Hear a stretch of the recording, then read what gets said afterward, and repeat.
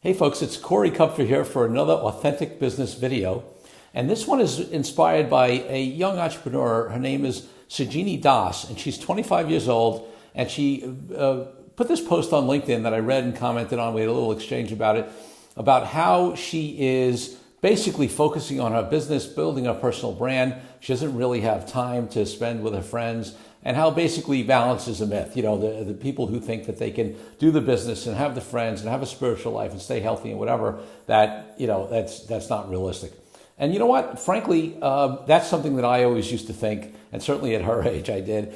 And, and I was very focused on building my business. And I had a gift about 15, 20 years, probably 20 years ago, where I reframed something in my mind that made a big difference to me. And this conversation was a lot less popular then, and I was, doing it for myself and talking to other people. Now it's sort of been, Arianna Huffington talks about it, other people talk about it, what I wanted to talk about. So I believe, like she does, that work-life balance is impossible because it's juggling a bunch of balls, and not only in the short run, but in, overall, if you keep that conversation in your head, there's always going to be something that you're going to drop. What I did was, about 20 years ago, is I shifted the conversation, and the mental shift and the reframing is what changed a lot of things for me. And what was that reframing? The reframing for me was to move away from the conversation of balance and talk about integration. And so what happened for me was, it was like I had, not only did I have all these aspects of my life, but I had like my activism and the charities and the causes I was involved in and the philanthropy I wanted to do. And then I had my lawyer, personality in my business. And then I had some, investing I was doing in real estate and other stuff. And then I wanted to be with my friends, and I was trying to stay healthy at that time. When I was younger, I was running, ran a marathon and did duathlons, that kind of stuff. So, and yes, there was always something dropping. And then I started saying, wait a second, right? As opposed to keeping all these parts of myself separate and figuring out how to balance them, how do I look at it integratedly? How do I say, how does all of Corey Kupfer, all of me show up in every situation, and how do I combine that? So let me give you a couple of quick examples on the small side and then on the bigger side. And I understand that I'm in a position of privilege to some extent, in that some of the things I did were because I had certain resources and things that other people may not have, but then there's other things that anybody can do. So for example, I made choices to live close to where I worked. Every time, whether that was in Manhattan or at some point later in New Jersey. And whereas there may have been trade-offs for that, the fact that I didn't have a commute for me was a move of integration, because it cut out significant time in my day, which gave me more time to work out, that kind of stuff, whatever. Also made sure I had a gym nearby. The other thing I did was I started getting to the point where I would only work with clients that I really liked, and I established relationships with them, and then I would do fun things that I like with them. So, if I wanted to go skiing or for a hike or golfing or whatever, I could do that with a client, get business done, have fun, go out for a good meal, whatever it was. My involvement in entrepreneurs organizations, another great example.